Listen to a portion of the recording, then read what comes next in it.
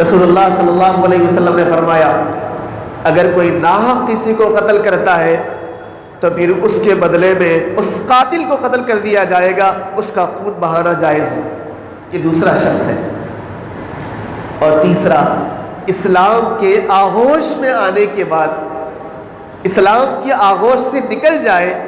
اور کفر کے، شرک کے، ارتداد کے راستے کو اختیار کر لے، اسلام سے پھر جانے والے شخص کو قتل کرنا واجب ہے۔ یہ تین اشخاص ہیں جن کا خون حلال ہے اور جن کا خون بہانا جائز ہے۔ یہ تیسرا شخص مرتد ہے، اسلام سے پھر جانے کے بعد اس کا خون بہانا جائز ہے۔ اس کے علاوہ دیگر احادیث ہیں جن میں اسلام سے پھر جانے والوں کی شناعت کو، قباحت کو اور ان کی برائی کو بیان کیا گیا ہے۔ اور رسول اللہ صلی اللہ علیہ وسلم کے وصال کے بعد سیدنا ابوبکر صدیق رضی اللہ تعالیٰ عنہ کے دور خلافت میں، ابتدائی زمانے میں بعض لوگ وہ تھے جو اسلام سے پھر گئے تھے، وہ اسلام میں داخل بھی ویسے ہی ہوئے تھے اور اسلام سے پھر بھی گئے تھے۔ سیدنا ابوبکر صدیق رضی اللہ تعالیٰ نے ان پر بھی لشکر کو بھیجا تھا اور اس کے بعد ان سے فرمایا تھا اسلام قبول کرو ورنہ جنگ کے لیے تیار ہو جاؤ، اسلام قبول کرو ورنہ جنگ کے لیے تیار ہو جاؤ۔ اور آپ نے مرتدین کے لیے سرکوبی کی تھی آپ نے، اور اس کے لیے لشکر کو آپ نے روانہ فرمایا تھا۔ اور اس کے بعد دیگر حضرات خلفائے راشدین کے زمانے کے اندر بھی جن جن لوگوں نے ارتداد کے راستے کو اختیار کیا انہیں کڑی سزائیں دی گئی تھی، اور اس کے ذریعے سے یہ بتایا گیا تھا اسلام قبول کرنا آپ کی مرضی میں ہے، لیکن اسلام سے پھر جانا انتہائی گھناؤنا جرم ہے جس کے نقصانات زیادہ ہیں، اس لیے وہ شخص زمین پہ رہنے کے قابل نہیں۔ سوال یہ پیدا ہوتا ہے جب اسلام قبول کرنے میں اختیار ہے تو اسلام سے پھر جانے میں اختیار کیوں نہیں ہے؟ اس کی مرضی ہے وہ۔ ملٹری کے قاعدے سے آپ واقف ہوں گے، ملٹری میں اگر آپ کو اس ڈیوٹی کو جوائن کرنا ہے، آپ کو اختیار دیا گیا ہے،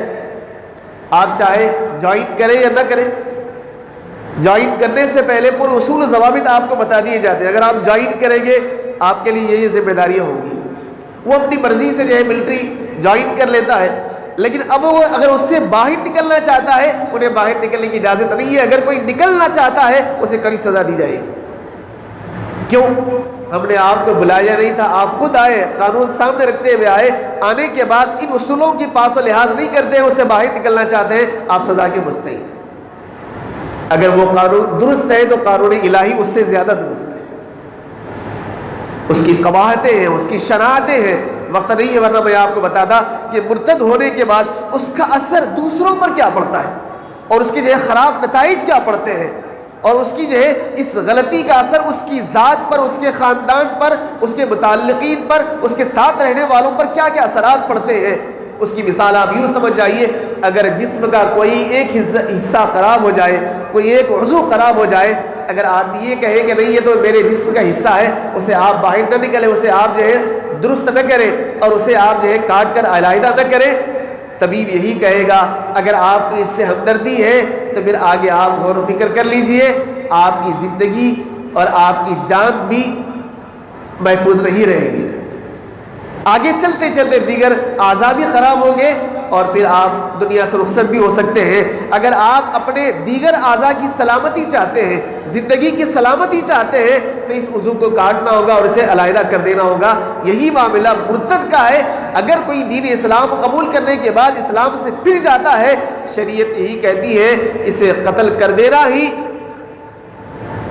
پورے معاشرے کو صاف کرنے کے برابر ہے۔ اگر یہ شخص معاشرے کے اندر باقی رہے گا، اس کے غلط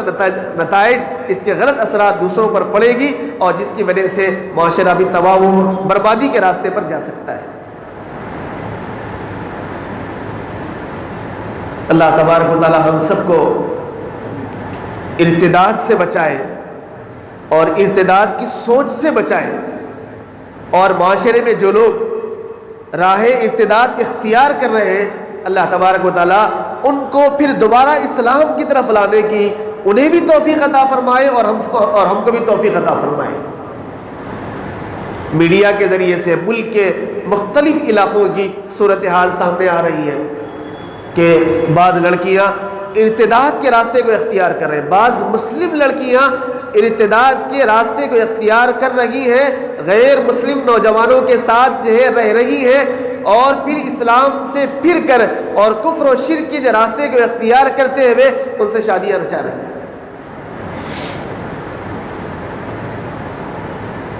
ملک کے مختلف ریاستوں سے، مختلف حصوں سے یہ خبریں پہلے بھی آ رہی تھی اور خبریں آج بھی آ رہی ہیں۔ اس کی کئی وجوہات ہیں، ان میں سے ایک وجہ تو یہ دشمنان اسلام کی منظم، مرتب اور متحد سازشیں ہیں۔ ابتدائی زمانے سے دشمنان اسلام کی یہی سازش رہی ہے کہ کوئی شخص اسلام کی دولت سے مالا مال نہ ہو جائے، پہلی کوشش تو ان کی یہی رہی ہے، اور جب وہ اس میں کامیاب نہیں ہوتے ہیں ان کی دوسری کوشش یہ ہوتی ہے کہ جو لوگ اسلام کو قبول کر چکے ہیں کسی بھی طرح سے اسلام کے اس قلعے سے باہر نکل جائیں، دوسری یہ کوشش ہے، اور جب وہ اس میں کامیاب نہیں ہوتے ہیں تو تیسری ان کی کوشش یہ ہوتی ہے کہ وہ مسلمان تو رہے لیکن نام کے مسلمان رہے، عملی اعتبار سے وہ اسلام سے باہر ہو جائے۔ یہ پرانی سازش ہے ان کی۔ ہندوستان سے جب انگریزوں کا صفایا ہوا تھا،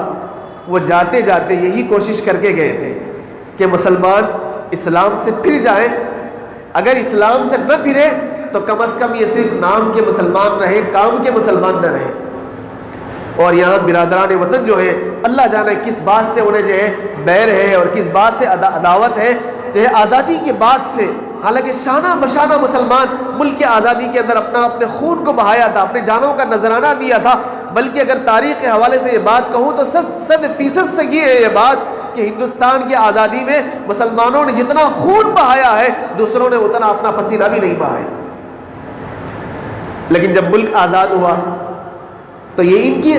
اندرونی جو سازشیں تھیں وہ پھر باہر نکل کے آئیں، اور تب سے ہی وہ کوششوں میں لگے ہوئے ہیں ملک کے جو ہے اس نظام کو، سسٹم کو بدلنے کے سلسلے میں، اور ملک کے جو ہے خوشگوار ماحول کو جو ہے تبدیل کرنے کے لیے اور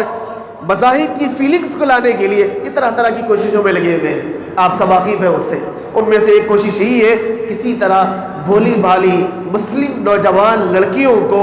نوجوان غیر مسلم لڑکے اپنی دام الفت میں پھنسائیں اور انہیں اسلام سے باہر نکالیں اور اس سے شادیاں رچائیں۔ بلکہ بعد میں ایسے ہی نہیں کہہ رہا ہوں، social media, electronic media, print media کے حوالے سے یہ بات میں کر رہا ہوں آپ کے سامنے کہ منظم ٹولیاں اس کام میں لگی ہوئی ہیں اور انہیں باضابطہ ٹریننگ دی گئی ہے کہ نوجوان لڑکیوں کو بہلایا جائے، پھسلایا جائے، محبت میں گرفتار کیا جائے اور پھر وہ اسلام سے پھر جائیں، ان کے ساتھ شادیاں نہ چاہے، پھر آگے پھر کیا ہوگا وہ آگے دیکھا جائے گا۔ اور نوجوان لڑکیاں، بھولی بھالی لڑکیاں ان کے دام الفت میں پھنس بھی رہے ہیں۔ یہ ہمارے لیے انتہائی شرم کی بات ہے اور سر کو جھکانے کی بات ہے، اور ہمارے لیے جو ہے دعوت فکر ہے۔ پہلی بات تو یہ ہے کہ ایسا کیوں ہو رہا ہے؟ اس سے پہلے یہ سن لیجئے کہ ارتداد کے جو لڑکیاں جو شکار ہو رہی ہیں اس پر ہم سب افسوس کا اظہار کریں، اور ہر مسلمان افسوس کا اظہار کرتا بھی ہے، کرنا بھی چاہیے، ایمان کا تقاضا بھی ہے، لیکن ساتھ ساتھ میں یہ غور و فکر کرنا چاہیے ارتداد کی وجہ کیا ہے۔ محققین نے،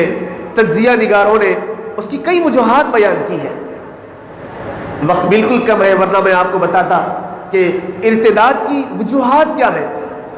محققین نے، علماء ربانیین نے لکھا ہے کہ ارتداد کی سب سے اہم ترین وجہ دین اسلام کی تعلیمات سے ناواقفیت ہے۔ دین اسلام کی تعلیمات سے ناواقفیت کا نتیجہ ہے کہ نوجوان دوشیزائیں غیر مسلموں کے دام الفت کے اندر پھنس رہے ہیں اور اسلام سے پھر رہے ہیں۔ اس کے لیے ہمیں کوشش کرنا ہے، ہر شخص، ہر باپ، ہر ماں، ہر چاچا، ہر ماموں، ہر گھر کا ذمہ دار، ہر محلے کا ذمہ دار جو اپنے آپ کو ذمہ دار سمجھتا ہے، یہ اس کی ذمہ داری ہے کہ اپنے مسلم کمیونٹی کے اندر دین اسلام کی تعلیمات کو پھیلانے کی کوشش کرے اور ان تک دین اسلام کی ضروری جو ہے تعلیمات کو ان تک پہنچانے کی کوشش کرے۔ حلال کیا ہے، حرام کیا ہے، جائز کیا ہے، ناجائز کیا ہے، اللہ کی وحدانیت کیا ہے، نبی کی رسالت کیا ہے، اور دنیا کیا ہے، آخرت کیا ہے، جنت کیا ہے، جہنم کیا ہے، موت کے بعد کی زندگی کیا ہوگی، کم سے کم دین اسلام